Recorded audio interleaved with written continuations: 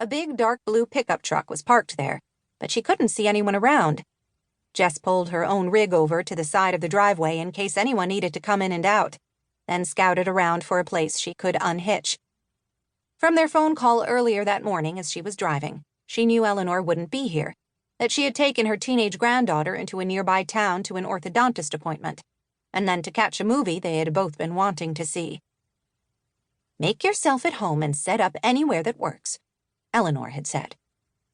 As she cased the property, she instantly found the spot 100 yards from the house that would give her a perfect view of the water, almost as if it had been created exactly for her 24-foot 1993 Airstream, affectionately nicknamed Vera by Jess's business partner. This job was meant to be. She had already bonded with Eleanor Whitaker over their weeks of email and phone correspondence. This view sealed the deal. When she was done working each day, she could go to sleep to the restful sound of the ocean. She climbed back in her pickup and backed the trailer with the ease of long practice. Some people struggled with trailering, but Jess didn't.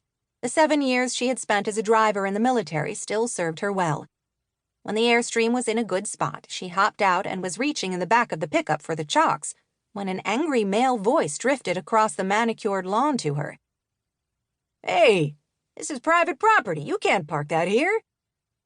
She instinctively wrapped her hand around the chalk. Angry male voices always brought out the warrior princess in her. She could blame both her childhood and those years in the army when she had to go toe-to-toe with people twice her weight and a foot taller. The chalk was heavy and could do real damage in the right hands. Hers. "I have permission to be here," she said, her voice cool but polite. He frowned. "Permission? That's impossible." "I assure you it's not. This is my mother's property. She would have told me if she had given somebody permission to camp here." This must be Nathaniel Whitaker, Eleanor's son. Her client had mentioned that he lived in another house on the property and would probably be in and out as Jess went about her work. Hadn't Eleanor told him Jess was coming? She relaxed her grip on the chalk but didn't release it. "You must be Nathaniel. Eleanor has told me about you." Her words didn't have an impact on his expression. If anything, his glower intensified, his frown now edged with confusion that she knew his name. Despite his sour expression, she couldn't help noticing he was an extraordinarily good-looking man.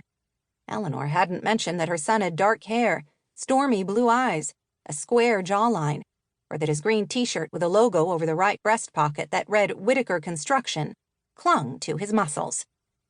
Jess found it extremely inconvenient that Nathaniel Whitaker happened to hit every single one of her personal yum buttons. "Who are you?" he demanded. "And how do you know my mother?" This was tricky. Eleanor was her client. She must have had her own reasons for not telling her son Jess was showing up. Jess felt compelled to honor those reasons. Until she could talk to the woman, Jess didn't feel right about giving more information to Nate than his own mother had. "My name is Jess Clayton. Your mother knows I planned to arrive today. I have her permission to set up anywhere. I thought this would work well." Beautifully, actually. The more time she looked around, the better she liked it. A twisting path down to the ocean started just a few yards away, leading down to what looked like a protected cove. "Set up for what? Why are you here?" "You really should ask your mother," she said. It would be so much better if he could hear the explanation from Eleanor. "I just tried to call her when I saw you pulling in. She's not answering." "Probably in the middle of the movie. She told me she and Sophie were going to a matinee after the orthodontist." If she thought this further knowledge about his family would set Nate's mind at ease, she was sadly mistaken. His gaze narrowed further. "How the hell do you know my daughter had an orthodontist appointment?" "Your mom happened to mention it." "Funny, the things my mother told you. I talk to her several times a day, every day, and she hasn't said a word to me about a strange woman setting up a trailer in the side yard. Tell me again what you're doing here?" She wanted to be finishing her trailer setup so she could unhitch and go into town for groceries. She would rather not be engaged in a confrontation with a strange man, no matter how hot, who didn't need to know every detail of his mother's life. Why hadn't Eleanor told him already? It's not as if the woman could keep their efforts a secret.